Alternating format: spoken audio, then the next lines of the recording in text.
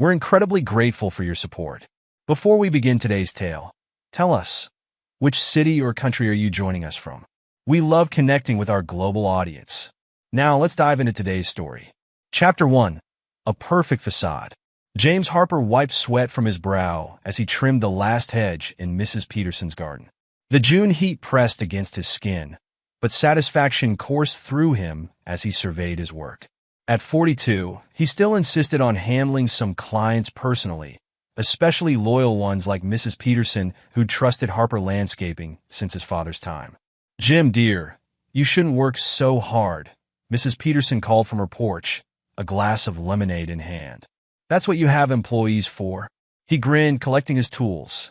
"Some things need a personal touch," Mrs. P. Dad always said. "That's what sets us apart." "Your father would be proud," she said, her voice softening. "Both your parents would be." The mention of his parents stirred memories Jim usually kept buried. 21 years had passed since the accident, but sometimes the loss felt fresh as yesterday. He'd been barely out of his teens when he inherited the family business, forcing him to grow up overnight. "Madison's graduation is next week, isn't it?" Mrs. Peterson asked, breaking into his thoughts.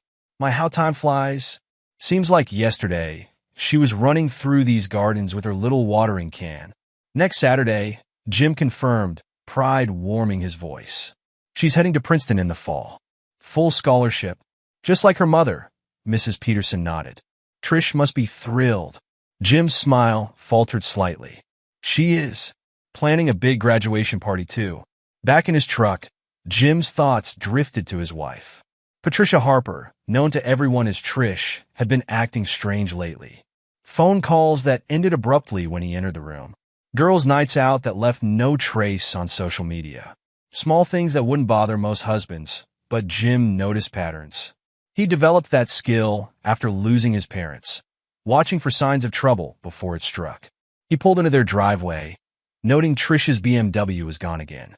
The colonial-style house loomed before him, picture-perfect with its manicured lawn and white trim. They bought it right after marriage, when Trish insisted on moving to the right neighborhood. Back then, he found her focus on appearances endearing. Inside, Madison sat at the kitchen island, textbooks spread around her laptop. She glanced up briefly, then returned to her screen without greeting. "Studying hard?" Jim asked, washing his hands at the sink. "Obviously," she muttered, not looking up. "Want to grab dinner? Your mom's out, and I could use some father-daughter time."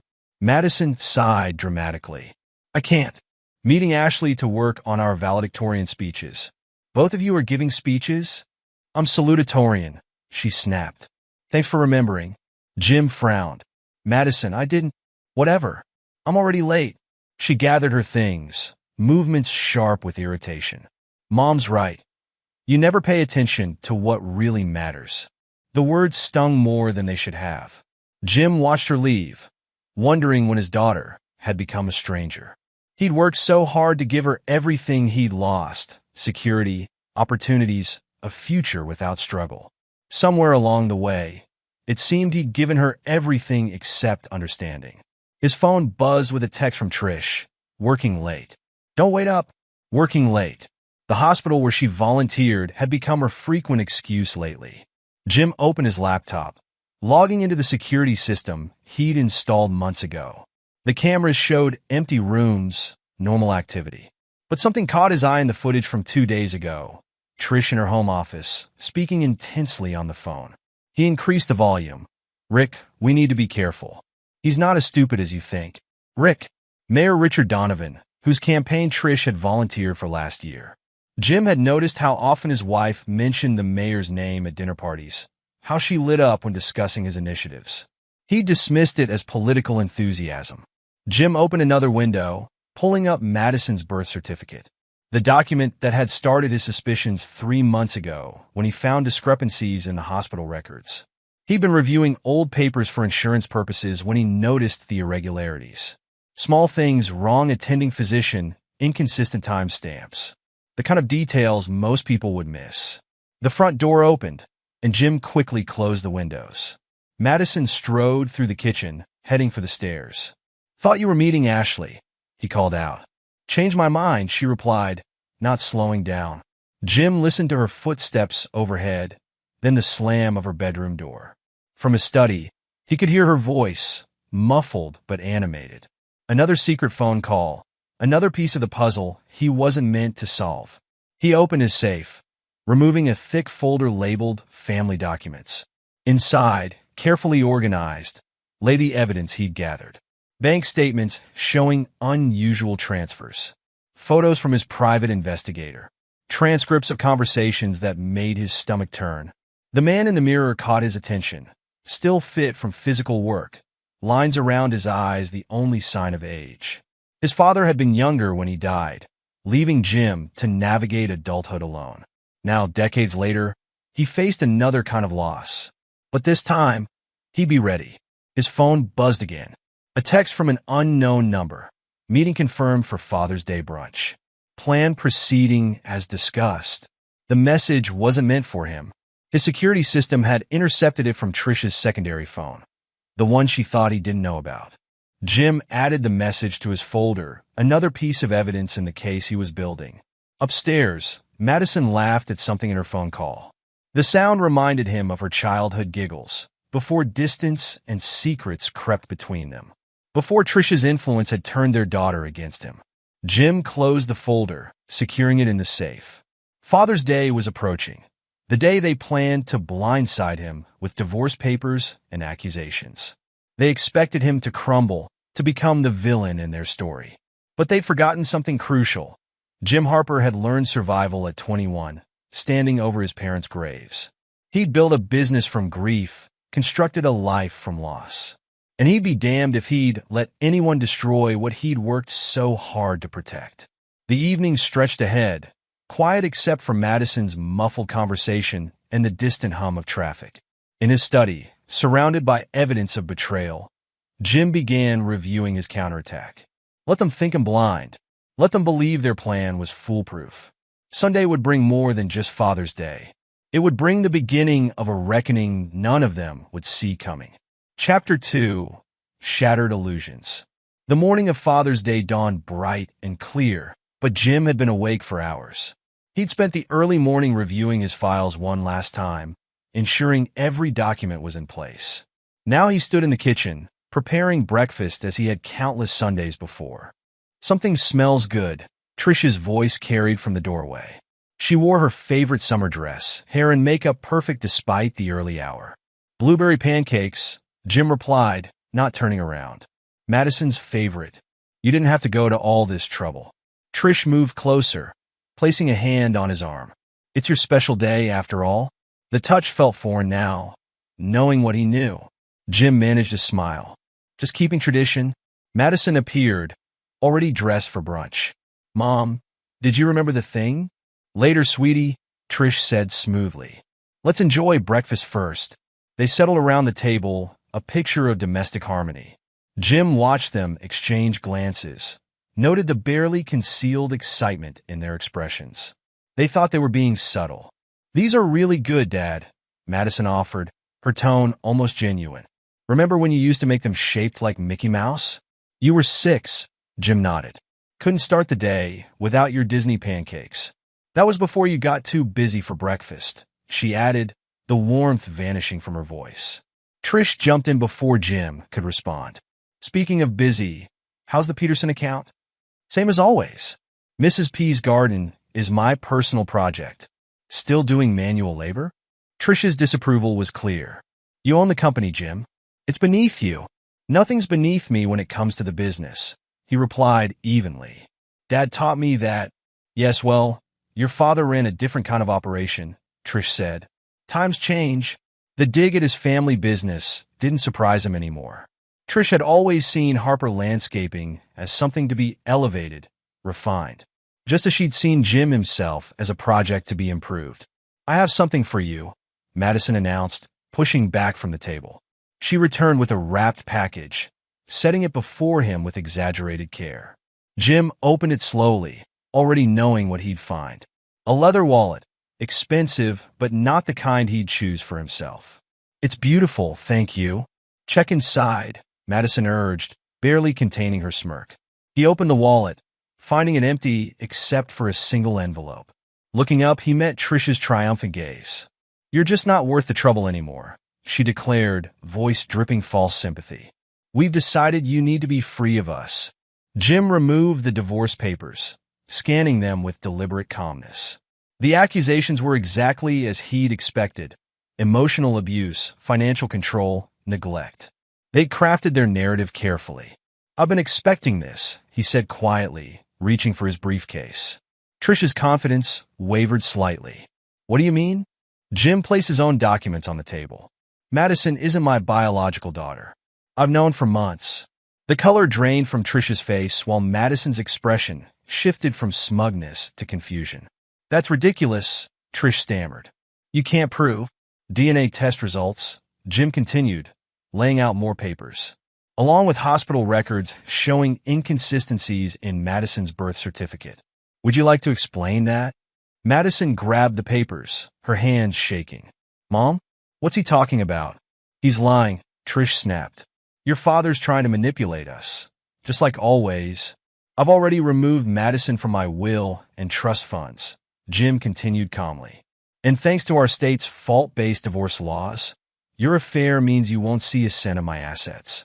He opened a thick folder containing surveillance photos, Trish meeting Mayor Donovan in various locations, entering his private residence, leaving late at night. "You've been watching me?" Trish's voice rose with indignation. "I've been protecting myself," Jim corrected, "including from your plans to frame me for embezzlement." Madison stood abruptly, her chair scraping against the floor. "You think you're so smart? You'll regret this." "Leave my house," Jim commanded, his voice hardening. "Both of you. You have 30 minutes to pack what you can carry. You can't just throw us out," Trish protested. "Unless you prefer I call the police now and show them what I found in your bedroom." The reference to their hidden documents finally broke their resistance. As they hurried upstairs, Jim made 2 calls, first to his lawyer, then to his bank. Within minutes, he'd initiated the transfer of liquid assets to secure accounts and changed the passwords to his business operations. He moved through the house methodically, removing family photos and personal items that might have legal significance. In the kitchen, he found Madison's college acceptance letters, adding them to his files. Evidence, all of it, of the life they'd planned to destroy. Footsteps on the stairs announced their return. Trish and Madison appeared with hastily packed suitcases, their faces a mixture of fury and fear. Through the window, Jim spotted Mayor Donovan's SUV waiting in the street. "This isn't over," Trish declared, pausing at the door. "We'll make you pay for this." Jim met her gaze steadily. "No, Trish. This is exactly where it begins." He watched them load their belongings into Donovan's vehicle, noting how the mayor stayed behind the wheel, avoiding eye contact. Smart man, keeping his distance, but not smart enough to realize he'd chosen the wrong family to destroy. Once they'd driven away, Jim returned to his study. His phone was already buzzing with notifications, the first wave of their counterattack beginning. A local news station wanted comment on allegations of financial misconduct. Anonymous tips about prescription drug abuse. Jim settled into his chair, surrounded by evidence of their betrayal, and began implementing the next phase of his plan. They thought they'd blindsided him, but he'd spent months preparing for this moment. Now it was his turn to strike, and he would show no mercy. The war had begun, but only one side knew the full extent of the battlefield. And Jim Harper intended to win. Chapter 3: Seeds of Retribution. Vincent Vinnie Moretti's office smelled of stale coffee and cigarettes, despite the prominently displayed no smoking sign. The retired private investigator studied the photos spread across his desk, whistling softly. "You've been busy, Jim," he remarked, picking up a particularly damning image of Mayor Donovan entering a motel with Trish. "These are professional quality. I learned from the best," Jim replied. "Remember when you helped track down those suppliers who were scamming my father?" Vinny nodded, touching the scar on his neck. "Your old man saved my Tommy from jail time." Harper men understand loyalty. "I need your connections, Vinny. Both sides of the law. You're going after Donovan?" Vinny leaned back, concern crossing his weathered features. "He's got friends in dark places, Jim. So do you." The old investigator chuckled. "True enough. What exactly are you looking for?" Jim pulled out a list of names. These businesses have been pressured into supporting Donovan's re-election campaign. I want to know who else he's strong-armed, who's willing to talk. Could be dangerous information. Vinny mused, but Jim saw the interest sparked in his eyes. Give me 48 hours. Across town, Sarah Chin sat in her small apartment, surrounded by notes and documents. The former journalist had been skeptical when Jim first approached her, but the evidence he'd provided was irrefutable. The paper killed your series on municipal corruption, Jim had reminded her. Want to know why? Now she studied bank records showing suspicious transfers between Mayor Donovan's campaign fund and various shell companies. The connections were there, hidden but traceable. Her phone buzzed. Another text from Jim. Check property records for Harvey Klein Development Corporation. Sarah pulled up the database, and her eyes widened. Multiple properties purchased through subsidiaries, all coincidentally near planned city development projects. The pieces were falling into place. Meanwhile, at the country club, Margaret Hayes sipped wine and pretended not to notice Rick Donovan at the bar. The interior had been one of his earliest conquests, discarded when he set his sights on Trish Harper. Mrs. Hayes? A waiter appeared with a phone. Call for you at the front desk. In the lobby, she recognized Jim Harper's voice immediately. Margaret, I know what he did to you. There are others. Her hand tightened on the receiver. I'm listening. Back at his office, Jim reviewed the growing web of connections on his computer screen. Laura Bennett, the real estate agent who'd handled Donovan's private purchases. Diane Carter, the former campaign manager who'd mysteriously resigned. Each woman had a story, each one a potential ally. His phone rang. Vinny. You were right about the business owners. Just met with Stephen Chun from Golden Dragon Restaurant. Says Donovan's people threatened his licenses unless he donated to the campaign. Give me a meeting, Jim instructed. And Vinny? Check into Harvey Klein. Something's not right there. The investigation into Klein revealed an ambitious developer frustrated with Donovan's inability to deliver promised zoning changes. A man whose patience and loyalty might be wearing thin. Jim's network expanded daily. Each connection strengthened his position, each piece of evidence another weapon in his arsenal. But the true challenge lay in timing, revealing enough to pressure his enemies while holding back the killing blows. At home, he monitored the security feeds showing Trish and Madison at their temporary apartment. His daughter's social media posts had turned vicious, painting him as a controlling monster. The comment section filled with sympathetic responses, none aware of the truth behind their accusations. You're sure about this surveillance? Mark Thompson asked, studying the feeds on Jim's computer. His business partner shifted uncomfortably in his chair. Seems extreme. They're planning something bigger, Jim replied, noting Mark's nervous fidgeting. Trish met with Harvey Klein yesterday. The developer? Mark's voice cracked slightly. What would he want with her? Jim watched his partner's reaction carefully. That's what I intend to find out. After Mark left, Jim reviewed the footage again. Something about his partner's behavior raised red flags, the same instinct that had warned him about Trish's betrayal. His phone buzzed with a text from Rachel, his half-sister. Trish called, asking questions about Dad's estate. Jim hadn't spoken to Rachel since their parents' funeral. The rift between them, born from complicated family dynamics, had never healed. But now she might be his key to protecting their father's legacy. Don't tell her anything, he texted back. I'll explain soon. Through his network of contacts, Jim learned that Trish had been meeting regularly with a group of influential women, wives of local businessmen and politicians. She was building her own support system, preparing for the public battle ahead. Sarah Chin's investigation revealed more connections. The zoning board approved 3 controversial projects last month, she reported. All tied to Klein's companies, all supported by Donovan. Follow the money, Jim instructed. Klein's not known for his patience. The developer's reputation for aggressive tactics worried Jim. If Klein was involved, the threat went beyond personal revenge. They were after his business, his properties, everything he'd built. Vinny's sources confirmed his fears. Klein's been buying up properties around your major project sites, the investigator reported. And guess who's been facilitating the deals? Trish, Jim answered, the pieces clicking into place. Through a series of shell companies.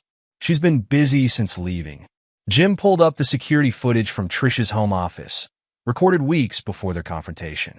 The video showed her studying documents, making calls, preparing for this moment long before she served the divorce papers. Madison's voice carried from one recording. "But what if he figures it out?" "Your father sees what he wants to see," Trish had assured her. "Trust Rick. He knows how to handle men like him." The manipulation of his daughter cut deepest. Jim watched hours of footage showing Trish poisoning Madison's mind, twisting every memory, every interaction, until he became the villain in her story. His phone lit up with another message, an anonymous tip about his company's financial practices sent to the local business journal. The first shot in their public campaign to destroy him. "They're moving faster than expected," Vinny warned. "Klein's people have been asking questions about your permits, looking for weaknesses." Jim opened his safe, reviewing the evidence he'd gathered. Photos, documents, recordings, ammunition for the war ahead. But timing would be crucial. Release too much too soon, and they'd adapt their strategy. Wait too long, and they might land a killing blow. Set up meetings with the other women, he instructed Vinny. Margaret, Laura, Diane, all of them. It's time they knew they weren't alone. The retired investigator nodded grimly. "And Klein? Let him think his plan is working. A desperate man makes mistakes." As night fell, Jim stood at his study window, watching the street below. Somewhere out there, Trish and Madison were plotting their next move, believing they had the upper hand. Mayor Donovan was probably with them, offering false promises and empty assurances. They thought they were dismantling his life piece by piece. Instead, they were walking into a trap years in the making. Jim had learned survival at 21, standing over his parents' graves. Now, at 42, he would teach them all about consequences. The seeds of retribution had been planted. Soon, they would discover just how deep the roots could grow. Chapter 4. The Web Titans. Sarah Chun stared at her computer screen, rereading the evidence for the 10th time. The network of corruption she'd uncovered stretched far beyond Willow Creek's borders. Mayor Rick Donovan hadn't just been running affairs. He'd been operating a sophisticated protection racket through Harvey Klein's real estate empire. "Look at this," she said, turning the screen toward Jim Harper. "These properties aren't just safe houses for his liaisons. They're distribution points." Jim leaned closer, studying the map she'd created. Red dots marked Klein's properties, each strategically positioned near small businesses that had reported pressure from city officials. "How many businesses are we talking about?" 37 confirmed cases, Sarah replied, pulling up a spreadsheet. "Most are family-owned restaurants, shops, service providers. The pattern's clear. They get cited for code violations until they agree to support Donovan's campaign." Jim's phone buzzed with a text from Vinny. Margaret Hayes came through. "You need to see this." At her design studio, Margaret laid out a series of blueprints. "These are the renovation plans Rick commissioned last year. Notice anything strange?" Jim studied the documents, noting the detailed specifications for hidden safes, surveillance equipment, and soundproofing. "These aren't just safe houses. They're control centers," Margaret confirmed. "I designed 5 of them before I realized what was happening. Each one has a dedicated room for storing documents. Blackmail material, I assume. Who else knows about these?" Laura Bennett handled all the real estate transactions. And Diane Carter. She saw one of the properties while working on Rick's campaign. That's why she quit. Jim made another call. "Vinny, get Laura and Diane here. Now." Within an hour, the 3 women sat in Margaret's office, sharing their pieces of the puzzle. Laura brought property records, showing how Klein's companies had systematically acquired buildings near targeted businesses. "The price points were suspicious," Laura explained. "Way above market value. I thought Klein was just overpaying to close deals quickly. But now, he needed specific locations," Diane interjected. "I saw the targeting maps in Rick's office. They planned the pressure points months in advance." Sarah arrived with more evidence. "Look at these bank transfers. Each property purchase corresponds with a spike in campaign donations from nearby businesses." "Klein's getting impatient," Jim noted. "My sources say he's unhappy with Rick's progress on the zoning changes." "He should be," Laura said. 3 major projects are stalled because Rick can't deliver. The investors are asking questions. Jim's phone lit up with another message. this time from Mark Thompson's wife, Elizabeth. Need to talk. Urgent. Meet at the old coffee shop. Elizabeth sat in a corner booth, hands wrapped around an untouched cup of coffee. Mark's been acting strange, making large withdrawals, taking calls in private. I found this in his office. She slid a folder across the table. Inside, Jim found records of substantial gambling debts and emails discussing payments to offshore accounts. How long has this been going on? At least a year, Elizabeth whispered. But it got worse after Trish left you. She knows about his addiction. I think she's using it against him.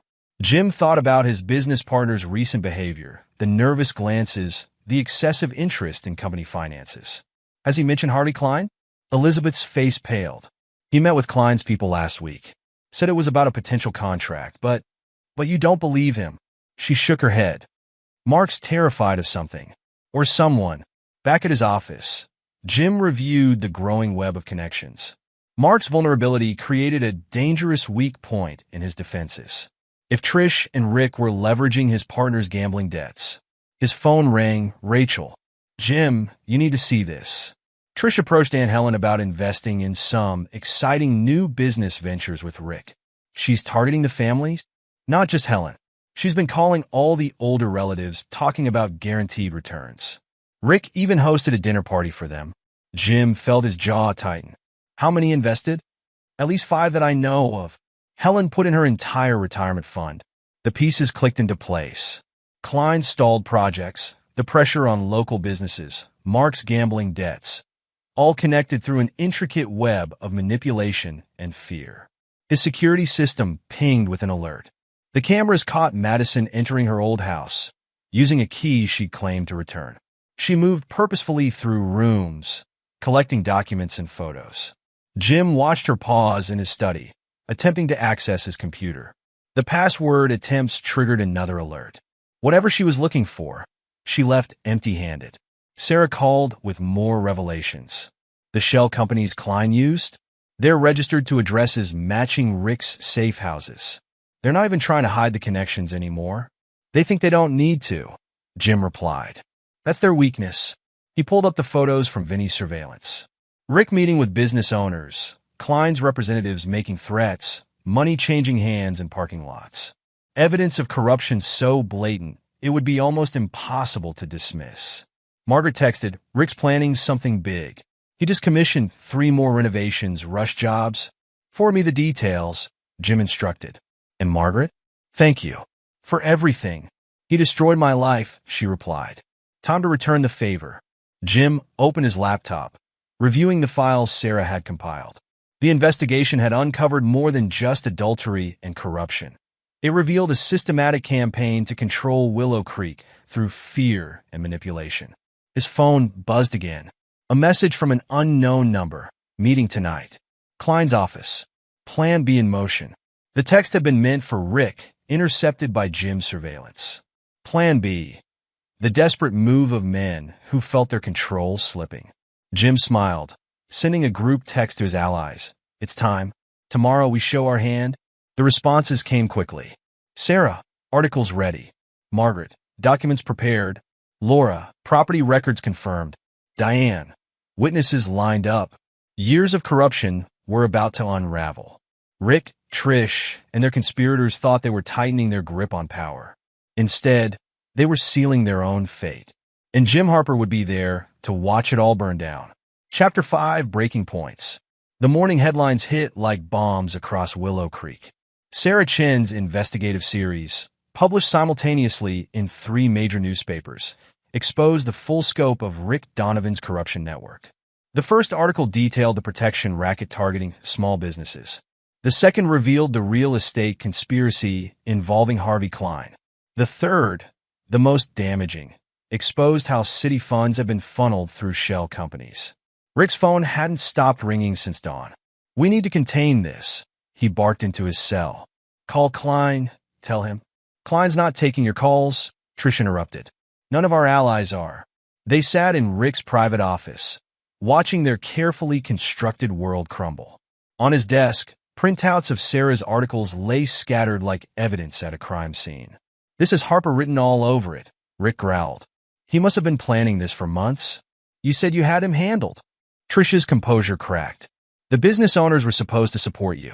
The properties were supposed to be secure. They were. Nobody knew about the safe houses except... Rick's face darkened. Margaret Hayes, your interior designer? Trisha's laugh held a hysterical edge. The woman you dumped for me? She knew the layouts, the security systems.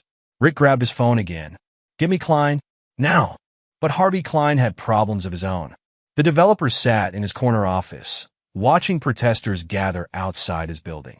Signs bearing slogans like "Stop the Corruption" and "Klein's Criminal Empire" filled the street. His assistant buzzed through. Sir? The investors are demanding an emergency meeting. Klein stared at his computer screen, where emails from panicked partners piled up.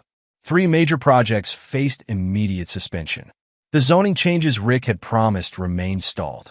Get Donovan on the line, he ordered. He's been calling all morning, sir. Not Rick. James Harper. Across town, Madison Harper's phone exploded with notifications. Her social media posts attacking her father had backfired spectacularly. Comments pointed to Sarah's articles, questioning her story.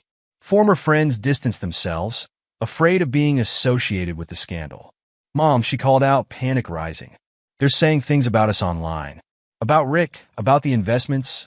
Trish didn't answer. She sat in their temporary apartment, surrounded by newspapers. The evidence was overwhelming. Photos, documents, witness statements. Jim hadn't just gathered proof. He'd orchestrated a symphony of destruction. Her phone buzzed with a text from Helen, her aunt. How could you? That was my retirement money. More messages followed. Family members, friends, social connections, all demanding explanations about their investments. The guaranteed returns Rick had promised now looked like nothing more than a sophisticated scam. At the country club, Margaret Hayes sipped champagne and watched Rick's world implode. Laura Bennett and Diane Carter joined her, each bringing new updates about the fallout. The Ethics Commission is launching an investigation, Diane reported. They're focusing on the campaign finances first. Laura checked her phone. 3 banks have frozen accounts connected to Klein's properties. The paper trail leads straight to Rick's shell companies. Ladies, Jim Harper approached their table. Thank you for your help. We're not finished, Margaret replied. There's more to come. Indeed, there was. By noon, Mark Thompson had walked into the district attorney's office, ready to testify about money laundering through Harper Landscaping's accounts. Elizabeth had convinced him to turn state's evidence, protecting himself before Rick's empire dragged him down. The pressure broke people in different ways. Klein barricaded himself in his office, refusing all calls except from his lawyers. Rick oscillated between rage and panic, destroying documents even as police obtained warrants to seize them. But Trisha's breakdown proved most spectacular. She tried rallying support among her social circle, only to find doors literally and figuratively closed. Former friends blocked her calls. Party invitations disappeared. The carefully cultivated image she'd built over years shattered in hours. Your father's ruining everything, she screamed at Madison. All our plans, all our work. You said he was stupid. Madison shouted back. You said he'd never figure it out. Their argument, captured by neighbors' phones, spread across social media. Mother and daughter, once united in their plot against Jim, now turned on each other as their world collapsed. The final blow came from Rachel. Jim's half-sister had gathered evidence of Trish and Madison's manipulation of elderly relatives. The investment scheme wasn't just unethical, it was criminal fraud. Police arrived at their apartment that evening. The sight of Trish Harper and Madison being escorted out made local news. Rick, watching from his office, realized his political career was over. Jim observed it all from a distance, coordinating with his allies. Sarah's articles continued dropping bombshells. Margaret and the others provided steady streams of evidence to investigators. The web of corruption, once hidden in shadow, now lay exposed to harsh light. Klein wants to talk, Vinny reported. Says he can provide documentation of city contracts, kickbacks, everything. Let him stew, Jim replied. He's not our primary target. But Rick Donovan wasn't waiting to be taken down. As night fell, security cameras caught him removing boxes from his office. He loaded his SUV, made calls from burner phones. Jim's phone lit up with alerts. Rick had booked a private flight, transferred funds to offshore accounts. The mayor was planning to run. Should we stop him? Sarah asked. Jim smiled. No need. The FBI's waiting at the airport. Years of corruption unraveled in a single day. Rick's arrest made national news. Klein's empire faced federal investigation. Trish and Madison's scheme to defraud relatives resulted in multiple charges. And Jim Harper watched it all unfold, exactly as he'd planned. The evidence had been overwhelming, the timing perfect. His enemies had believed themselves invulnerable, never suspecting they were merely players in his longer game. The breaking points had come, shattering their illusions of power. But for Jim, this was just the beginning. The real victory lay not in their destruction, but in what would rise from their ruins. Chapter 6. The Final Pieces. Rachel Harper stood in the bank's conference room, presenting evidence to stunned executives. The investment scheme Trish and Madison had pushed on family members wasn't just local. It extended through multiple states, involving dozens of victims. These signatures were forged, she explained, highlighting documents on the screen. They used their personal relationships to bypass normal verification procedures. The bankers exchanged worried glances. One raised his hand. How much money are we talking about? Conservative estimate? $15 million. Rachel pulled up more slides, all funneled through accounts connected to Rick Donovan's shell companies. Across town, Sarah Chun interviewed another victim. Stephen Chun, no relation, owner of Golden Dragon Restaurant, described years of harassment from city officials. They threatened my licenses, he said, hands shaking.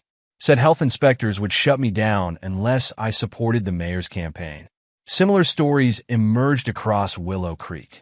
Business owners, freed from fear, came forward with evidence of extortion. Each testimony strengthened the case against Rick and his conspirators. At the foundation of it all sat Harvey Klein, watching his real estate empire crumble. Federal agents swarmed his offices, seizing computers and documents. The developer had finally agreed to cooperate, but his information came too late to save himself. Harper played us, Klein admitted to his lawyers. While we thought we were pressuring him, he was documenting everything. Building a case? The evidence proved overwhelming. Klein's properties, purchased above market value, have been financed through a complex web of fraudulent loans. The shell companies, the safe houses, the kickbacks, everything connected back to Rick Donovan's administration. Madison, facing her own legal troubles, turned on her mother. In exchange for leniency, she provided detailed accounts of how Trish had orchestrated their schemes. She said Dad was weak, Madison told investigators. Said he didn't deserve his success. Rick promised he'd take care of us once they forced Dad out. The betrayal struck Trish hard. Held in county jail, she watched her daughter's testimony on the news. The carefully constructed facade of family unity shattered completely. Jim monitored these developments from his office, coordinating with his network of allies. Margaret Hayes provided records of more safe house renovations. Laura Bennett traced property transfers to offshore accounts. Diane Carter revealed how campaign funds had been laundered through charitable donations. The FBI wants to interview all of us, Margaret reported during their daily meeting. They're building a RICO case. Give them everything, Jim instructed. Hold nothing back. Mark Thompson's cooperation proved particularly valuable. His testimony detailed how Rick had leveraged gambling debts to infiltrate Harper Landscaping's finances. He wanted access to Jim's client list, Mark explained to prosecutors. Said he could pressure them into supporting his campaigns. Elizabeth stood by her husband through his confession, helping him document years of manipulation.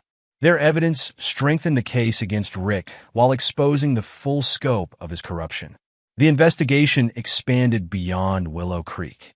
Other communities reported similar patterns of corruption involving Klein's properties and Donovan's political connections. The local scandal had exposed a regional criminal enterprise. Rachel's banking expertise proved crucial in unraveling the financial aspects. She traced money movements through multiple institutions, documenting how Rick had hidden his illegal gains. He didn't just steal from the city, she explained to Jim. He created a system for laundering money from multiple criminal operations. Sarah's articles continued making waves.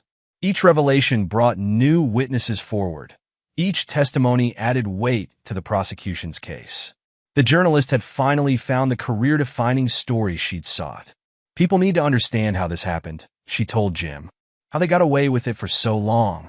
Jim agreed, providing her with complete access to his evidence. The resulting series would later win multiple awards, exposing how corruption could infect an entire community. Through it all, Jim maintained his focus on the larger goal. The arrests and exposures weren't just about revenge. They represented an opportunity to rebuild Willow Creek's integrity. His phone buzzed with updates throughout the day. Federal agents raiding more properties. Prosecutors filing additional charges. Victims coming forward with new evidence. Rick facing multiple federal indictments. Trish and Madison's fraud scheme expanding. Klein's empire facing bankruptcy proceedings. Each development strengthened his position while devastating his enemies. The plan, crafted over months of careful preparation, had succeeded beyond his expectations. We found something interesting in Klein's records, Vinny reported late that evening. Looks like he was working with a bigger organization out of Chicago. Jim studied the documents Vinny had brought. Bank transfers, coded messages, meetings with unnamed associates, all pointing to connections beyond Willow Creek. Have you shared this with the FBI? Not yet. Vinny tapped the folders. Thought you should see it first. These Chicago people, they're not the type you want to cross without preparation. Jim considered the implications. The Chicago connection explained how Klein had accessed such significant funding for his properties. It also presented a new level of threat. Make copies, he instructed. Then make sure this reaches the right federal agents. Sarah arrived as Vinny left, carrying fresh printouts of tomorrow's articles. The prosecution's offering plea deals, she reported. Rick's lawyers are considering options. He won't take a deal, Jim predicted. His ego won't let him. What about Trish? She'll try to negotiate. Use Madison as leverage for sympathy. The strategy proved accurate. Within hours, Trish's lawyers contacted the district attorney, offering testimony against Rick in exchange for reduced charges. Madison, learning of her mother's attempt to bargain with her future, broke down during a police interview. She revealed details about their planning sessions with Rick, including discussions about framing Jim for embezzlement. He was supposed to protect us, she sobbed to investigators. Mom said he'd handle everything once Dad was gone. The betrayal cut deep on both sides. Trish, hearing of Madison's confession, attempted to recant her offer to testify. But the damage was done.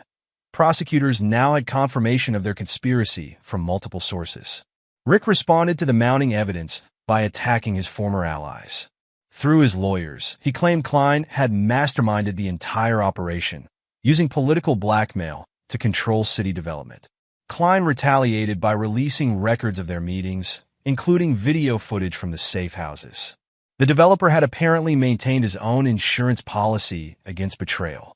They're turning on each other, Margaret observed during an update meeting. Just like you predicted. Jim nodded, watching the destruction unfold. His enemies, once united in their plot against him, now fought amongst themselves like trapped animals. Rachel called with news from the banking investigation. The fraud goes deeper than we thought. They weren't just targeting our family. There are victims in 3 states. Document everything, Jim instructed. The federal prosecutors will want solid evidence for additional charges. The scope of corruption had grown beyond anyone's initial estimates. What began as a personal vendetta had exposed criminal networks operating throughout the region. Sarah's final article of the day detailed the human cost. Families devastated by fraud, businesses destroyed by extortion, lives ruined by unchecked corruption. The story painted a devastating picture of power abused and trust betrayed. As night fell over Willow Creek, Jim reviewed the day's developments with his core team. Margaret, Laura, and Diane provided updates on ongoing investigations. Rachel reported on financial trails still being uncovered. Sarah outlined upcoming articles exposing more aspects of the conspiracy. Klein's properties are being seized, Laura reported. The banks are foreclosing on anything the feds haven't taken. Rick's political allies are scrambling to distance themselves, Diane added. His support networks completely collapsed. And Trish? Margaret asked. Isolated, Jim replied. Her social circles abandoned her. The country club canceled her membership this morning. The pieces had fallen exactly as planned. His enemies faced not just legal consequences, but complete social and financial ruin. Their attempts to destroy him had instead ensured their own destruction. Vinny's final report of the night confirmed their success. Rick's attempt to flee had been thwarted at the airport, federal agents waiting at the gate. The mayor's arrest, captured on security cameras, showed him in handcuffs being led past shocked travelers. The Chicago connections got them spooked, Vinny noted. They're treating this as part of a larger RICO investigation. Jim sat in his study, surrounded by evidence of his triumph. The screen showed news coverage of Rick's arrest, Klein's properties being raided, Trish and Madison's fraud scheme unraveling. A lifetime of corruption exposed in a matter of days. But he felt no celebration, no joy in their downfall. This had never been about revenge alone. It was about justice, about protecting others from experiencing similar betrayals. The final pieces had fallen into place, the trap sprung perfectly. His enemies would face consequences far beyond what they'd imagined possible. Their world, built on lies and manipulation, had crumbled completely. And Jim Harper, the man they'd thought to destroy, stood stronger than ever amidst the ruins of their ambition. Chapter 7. Rebuilding from the Ashes. Jim sat across from Dr. Emily Carter in her office, reviewing plans for the Foundation's newest initiative. The psychologist's expertise in trauma recovery had proven invaluable in developing programs for victims of corruption. These support groups are making a real difference, Emily said, highlighting sections of her report, especially for the elderly victims of the investment fraud. Aunt Helen joined one last week, Jim noted. Rachel says she's starting to trust people again. Emily nodded, her professional demeanor softening. Rebuilding trust takes time, but having you and Rachel actively involved in the recovery process helps. It shows them not everyone in positions of power is corrupt. The Foundation had exceeded initial expectations. What began as a response to local corruption had evolved into a regional center for accountability and recovery. Sarah Chen's investigative work continued drawing attention to similar cases across the state. The Chicago Tribune wants to run my series, Sarah announced, entering Jim's office later that day. They're seeing parallel patterns in other communities. How's the book coming along? Final edits. Sarah pulled up a document on her tablet. The publisher wants to fast-track it. They think the timing's perfect with Rick's trial approaching. The mayor's arrest had sparked a wave of reforms in Willow Creek. Local businesses, once pressured into supporting corrupt officials, now proudly displayed certificates from the Foundation's ethics program. Mark Thompson, having completed his testimony against Rick, worked with Elizabeth to rebuild their section of Harper Landscaping. Their new initiative, Green Futures, provided job training for at-risk youth. We've got 15 kids in the current class, Mark reported during their weekly meeting. 3 already have job offers from landscaping firms. Make sure they understand business ethics, Jim instructed. We're not just teaching them trade skills. Elizabeth nodded, adding notes to her tablet. We've incorporated lessons from the Foundation's certification program. They're learning about transparency, accountability, proper record keeping. The transformation extended beyond business practices. Rachel's banking expertise had helped establish new protocols for detecting fraud, particularly schemes targeting vulnerable populations. 2 banks adopted our guidelines this month, Rachel reported, pride evident in her voice. They've already flagged several suspicious patterns similar to what Trish and Madison attempted. The mention of his former family didn't sting as it once had. Jim had channeled that pain into creating systems preventing others from experiencing similar betrayals. Speaking of prevention, Emily interjected, the mentorship program's ready to launch. We've paired successful professionals with children of incarcerated white-collar criminals. The initiative held special meaning for Jim. He'd seen how Madison's entitlement and Trish's manipulation had corrupted his daughter's values. The program aimed to break that cycle. Margaret Hayes led the Foundation's community outreach, turning her design skills toward creating welcoming spaces for support groups and educational programs. We've transformed 3 of Rick's former safe houses, she explained, showing renovation plans. The irony of using them for victim support services feels appropriate. Laura Bennett and Diane Carter manage the Foundation's property division, helping victims recover assets lost to corruption schemes. Their knowledge of real estate fraud proved invaluable in navigating complex cases. Klein's seized properties are being converted into affordable housing, Laura reported. The federal forfeiture program approved our proposal last week. Diane pulled up a map on the conference room screen. We're focusing on neighborhoods most affected by their corruption, creating community centers, job training facilities, counseling spaces. Jim studied the locations, noting how they aligned with areas once targeted by Rick's protection racket. The transformation felt symbolic. Spaces once used for exploitation, now serving community recovery. Stephen Chun, whose Golden Dragon restaurant had nearly been destroyed by Rick's extortion, now hosted monthly meetings for business owners learning to recognize and resist corruption. We must teach others what to watch for, he told Jim during one session. The signs were there, but we didn't know how to read them. The Foundation's headquarters buzzed with activity. Former victims trained as peer counselors. Whistleblowers shared experiences with ethics committees. Law enforcement officials conducted workshops on recognizing corruption patterns. Sarah's ongoing investigation had revealed similar networks in neighboring communities. The Foundation provided resources and expertise to local groups fighting their own battles against corruption. It's like watching dominoes fall, Vinny observed during one of his regular visits. Each exposed scheme leads to another. The Chicago connection opened up whole new investigations. Jim's personal life had evolved alongside his professional mission. His relationship with Emily developed naturally, built on shared values and genuine understanding. You've turned pain into purpose, she told him during dinner at his home. That's rare. Most people either break or become bitter. I had help, he acknowledged. People who believed in something bigger than revenge. The Foundation's influence continued growing. Corporate partners, attracted by its success in promoting ethical practices, provided funding for expanded programs. Government agencies sought consultation on anti-corruption initiatives. Rachel oversaw the financial aspects, ensuring transparent operations that contrasted sharply with the schemes they fought against. We're not just teaching ethics, she explained to potential partners. We're demonstrating them through our own practices. Mark and Elizabeth's Green Futures program graduated its first class, celebrating in the Foundation's community space. Young people who might have been drawn into corruption now spoke passionately about business integrity.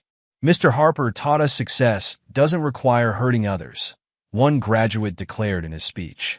We can build something meaningful while helping our community grow. The Foundation's headquarters had become a symbol of resilience. People entered seeking help and emerged empowered to create positive change.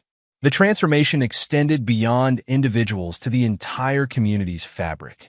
Jim watched it all from his office, satisfaction replacing the anger that once drove him. The Foundation represented more than victory over his enemies. It embodied the possibility of genuine reform. Emily joined him at the window, their reflection overlapping with the view of the city below. Ready for tomorrow's board meetings? He nodded, thinking of the new initiatives they'd discuss. The Foundation had evolved beyond his initial vision, becoming a force for positive change that would outlast any personal vendetta. We're just getting started, he replied, seeing not the ruins of his enemy's ambitions, but the foundations of something far more valuable, a legacy of integrity that would help others avoid the pain of betrayal. Chapter 8. Justice Served, Lessons Learned. The federal courthouse buzzed with activity as Rick Donovan's trial began. Journalists packed the gallery, Sarah Chin among them, documenting a case that had captured national attention. All rise, the bailiff called out as Judge Miranda Patterson entered. The proceedings that followed would expose the full scope of corruption that had plagued Willow Creek. Prosecutor Alexandra Torres laid out the government's case. The evidence will show a systematic abuse of power spanning years. Mr. Donovan didn't just betray public trust. He created an enterprise dedicated to corruption. Rick sat between his lawyers, his once commanding presence diminished by an orange jumpsuit. His eyes darted between familiar faces in the courtroom. Former allies now turned witnesses against him. Mark Thompson's testimony came first, detailing how gambling debts made him vulnerable to manipulation. They knew exactly how to pressure people, he explained. Find their weaknesses, exploit their fears. Elizabeth supported her husband from the gallery, nodding encouragement as he exposed years of corruption. Their courage in coming forward had inspired others to break their silence. Harvey Klein testified next, having accepted a plea deal. The developer described how Rick's political influence had been essential to their scheme. We created a system, Klein admitted.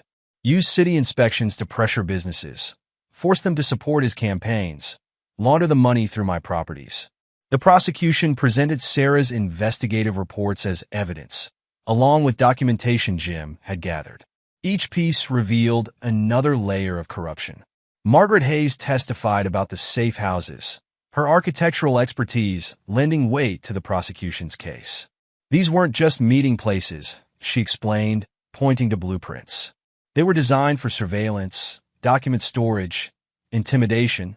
Laura Bennett and Diane Carter corroborated her testimony, providing records of property transactions and campaign finances that proved money laundering. The pattern was deliberate, Diane testified.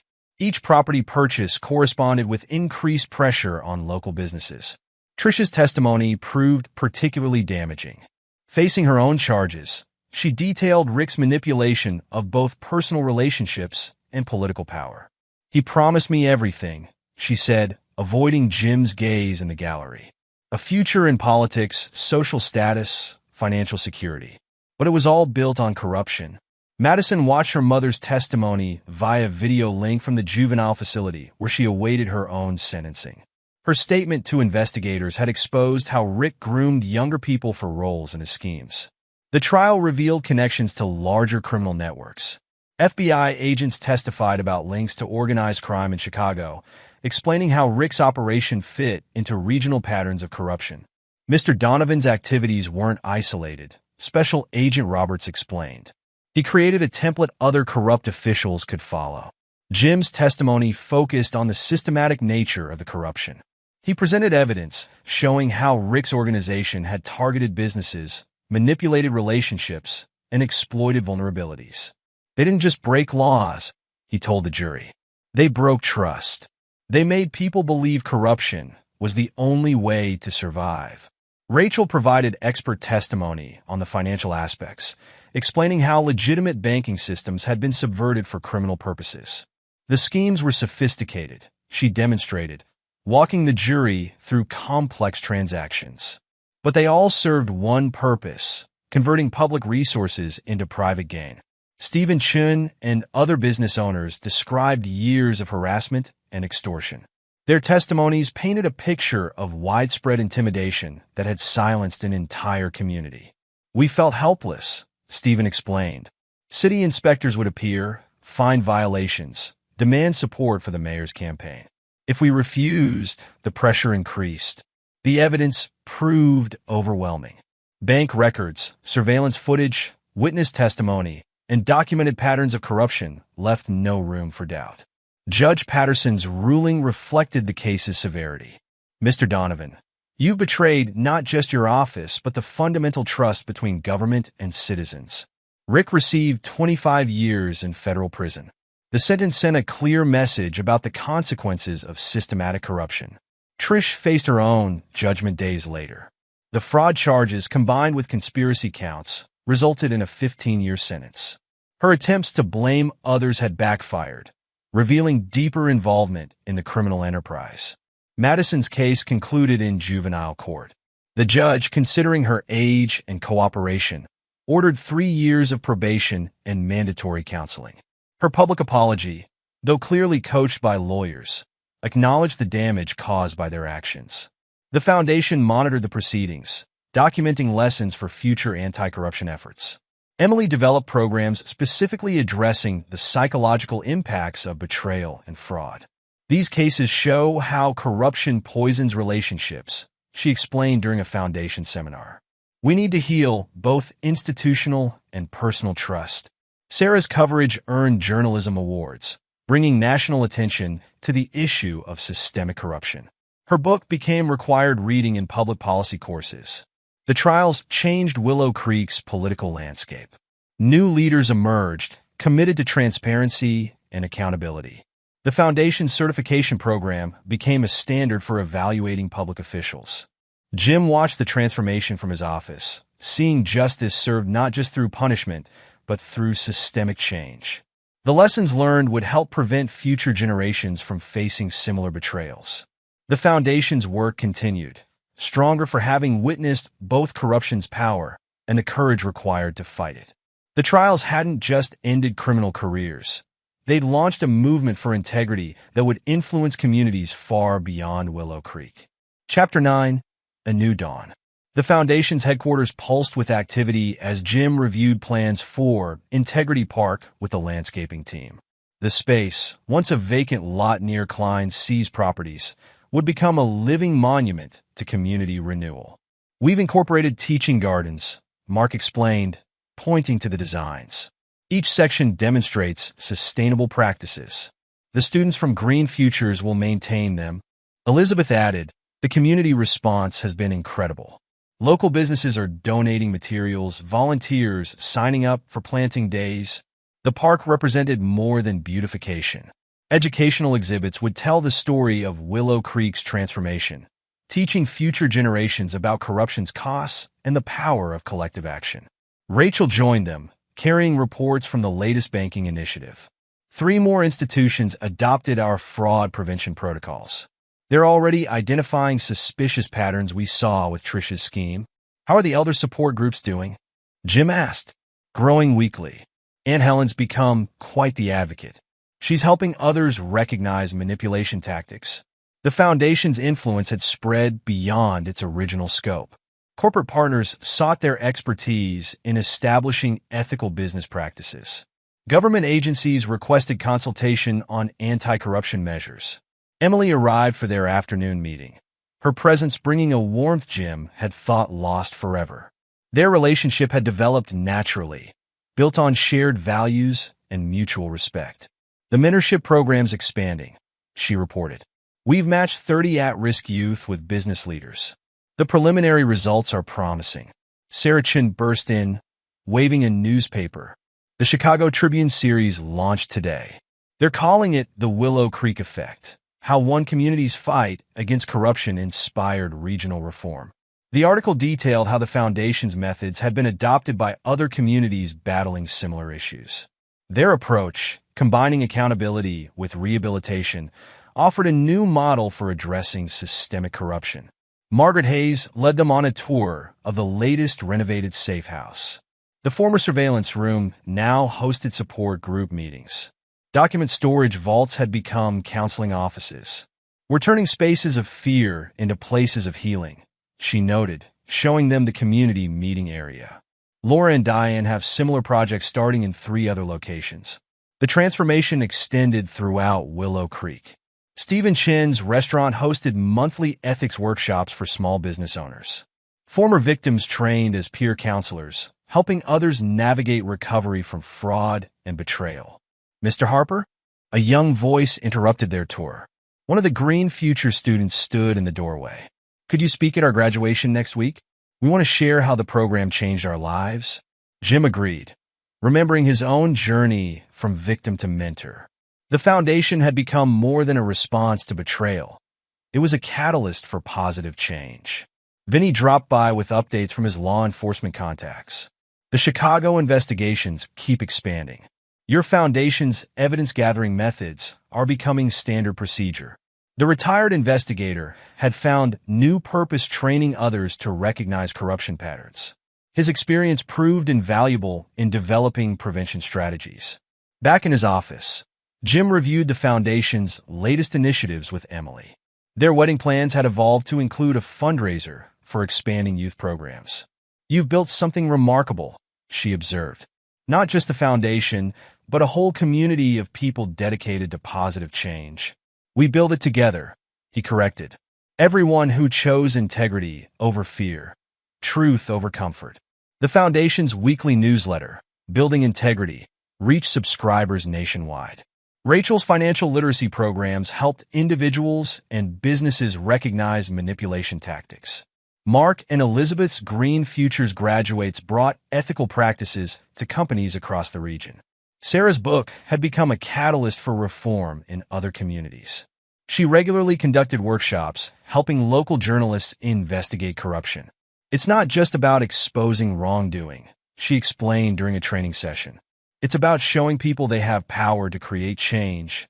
The foundation's headquarters had become a symbol of transformation. Former victims found support and purpose. Whistleblowers shared experiences with ethics committees.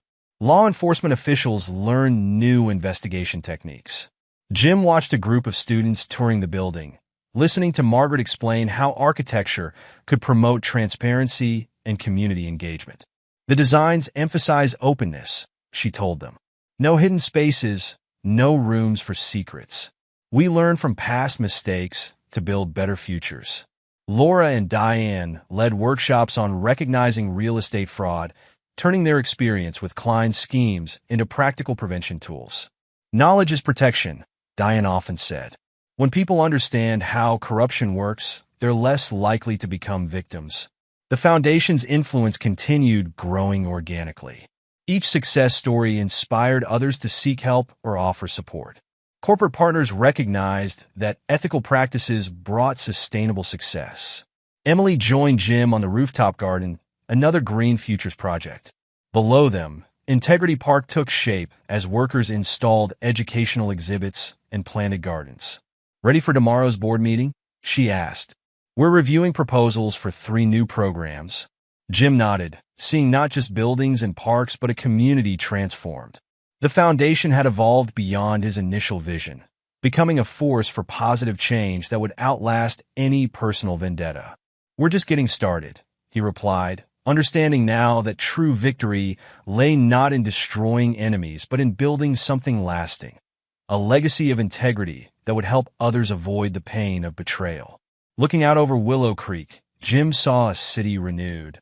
The scars of corruption remained, but they'd become markers of resilience rather than wounds. Each renovated building, each new program, each person helped represented another step toward lasting change. The foundation's work would continue, growing stronger through shared purpose and collective wisdom.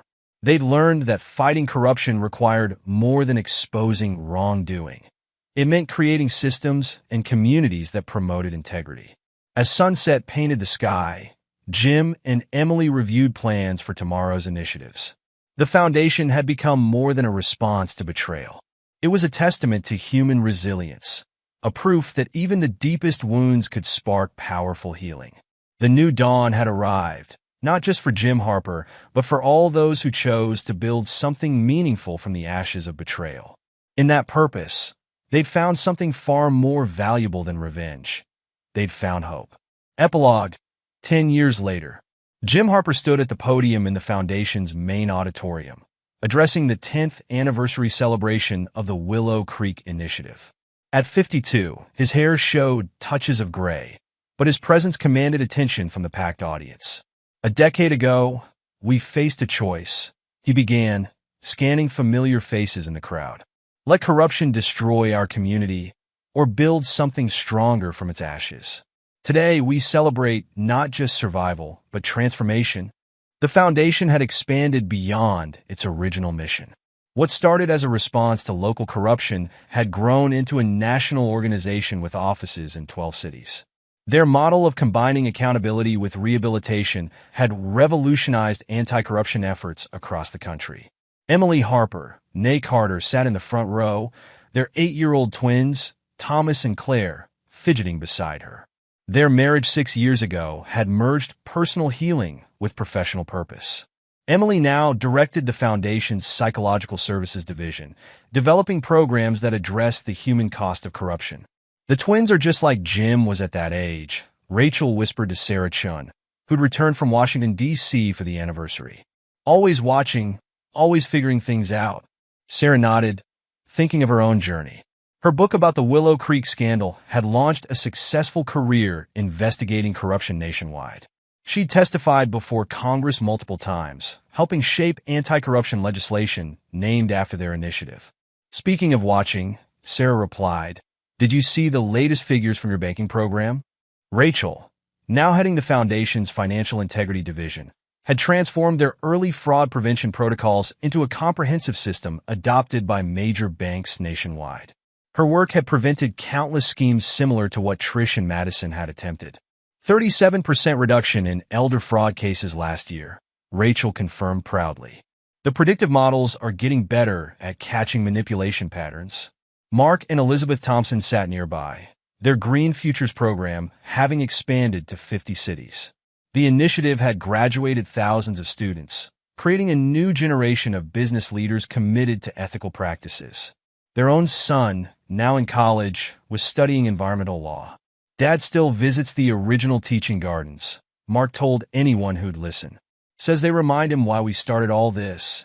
Margaret Hayes, Laura Bennett, and Diane Carter had grown their programs beyond anyone's expectations. The three women had become known as the Integrity Architects, consulting with organizations worldwide on creating transparent, community-focused spaces. Remember Rick's old safe houses? Margaret mused during the reception. Now they're community centers, counseling spaces, training facilities. The transformation feels poetic. Stephen Chen's Golden Dragon restaurant had become a landmark, its walls displaying photos documenting Willow Creek's journey. His monthly business ethics workshops had grown into a certified training program required for local business licenses. "My daughter teaches the courses now," he shared proudly. "She starts each session with our story, how staying silent about corruption nearly cost us everything." Vinnie Moretti, though officially retired, still maintained connections with law enforcement agencies. The investigation methods he developed had become standard procedure in corruption cases nationwide. "Those Chicago connections we uncovered," he reminded Jim during a quiet moment, "led to reforms in 6 states. Sometimes pulling one thread unravels the whole sweater." The Foundation's headquarters had expanded to occupy an entire city block. Integrity Park, once a simple garden space, now featured interactive exhibits teaching visitors about corruption's warning signs and community resistance strategies. Rick Donovan remained in federal prison, his appeals exhausted. The mayor's downfall had become a case study in public administration courses, teaching future leaders about power's corrupting influence. Trish had served 8 years of her sentence before being released on parole. She lived quietly in another state, working at a small accounting firm under strict supervision. Her attempts to contact Jim over the years had gone unanswered. Some bridges couldn't be rebuilt. Madison's story had taken an unexpected turn. After completing probation and therapy, she'd chosen to work with troubled teens, using her experience to warn others about manipulation's dangers. Though reconciliation with Jim remained distant, she occasionally contributed anonymously to the Foundation's youth programs. Harvey Klein had died in prison 3 years into his sentence, but his case had exposed corruption networks in multiple cities. The Klein investigations, as they became known, had led to reforms in real estate development and municipal contracting nationwide. The Foundation's influence extended far beyond its original scope. Corporate partners sought their certification, which had become a recognized standard for ethical business practices. Government agencies regularly consulted them on anti-corruption initiatives. 10 years ago, Jim continued in his speech, someone asked me what victory looked like. I thought it meant watching our enemies fall. I was wrong. Victory is watching communities rise. He gestured to the audience, acknowledging the network of allies and supporters who transformed personal vengeance into public good. Today, we measure success not in convictions, but in connections. Not in retribution, but in reformation. Each person helped, each system improved, each community strengthened represents a victory over corruption's influence. The Foundation's weekly newsletter, now reaching millions of subscribers, shared success stories and prevention strategies. Rachel's financial literacy programs had become standard curriculum in schools nationwide. Mark and Elizabeth's Green Futures model had been adapted for various industries, creating ethical business leaders across sectors. Sarah's investigative methods had been adopted by newsrooms throughout the country. Her training programs help journalists recognize and expose corruption patterns while protecting vulnerable sources. The Willow Creek Effect, as it became known in academic circles, demonstrated how local resistance to corruption could spark regional reform. Case studies of their approach appeared in business schools and public policy programs worldwide. Emily's psychological insights had revolutionized understanding of corruption's impact on communities. Her research showed how transparency and accountability could rebuild trust in damaged institutions. We found that healing requires more than exposing wrongdoing, she explained to visiting researchers. It needs systematic change, community engagement, and personal transformation. The Foundation's headquarters hosted regular conferences, bringing together anti-corruption experts from around the world. Their approach, combining accountability with rehabilitation, had created a new paradigm for addressing systemic corruption. Jim and Emily's children grew up surrounded by these principles. Thomas showed his father's determination and his mother's empathy, while Claire inherited Rachel's financial acumen and Sarah's investigative instincts. They asked about those times. Emily told Jim one evening in their home office. About Trish, Madison, everything that happened. They need to understand, Jim replied. Not for vengeance, but for vigilance. The Foundation's success had proven that positive change could emerge from betrayal's ashes. Each renovated building, each reformed system, each person helped represented another victory over corruption's influence. As Jim concluded his anniversary speech, he reflected on the journey from victim to visionary. The Foundation had become more than a response to personal betrayal. It was a testament to human resilience and community power. Looking forward, he addressed the audience. Our work continues. Corruption evolves, finding new vulnerabilities to exploit. But so do we. Each lesson learned, each life touched, each community transformed strengthens our collective resistance. The applause that followed celebrated not just survival but evolution.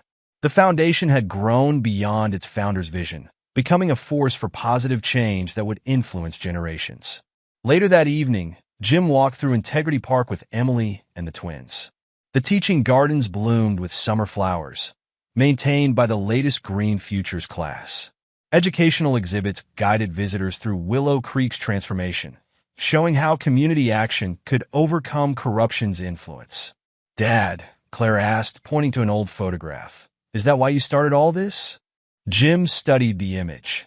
Himself, younger and angry, standing amid the ruins of his former life.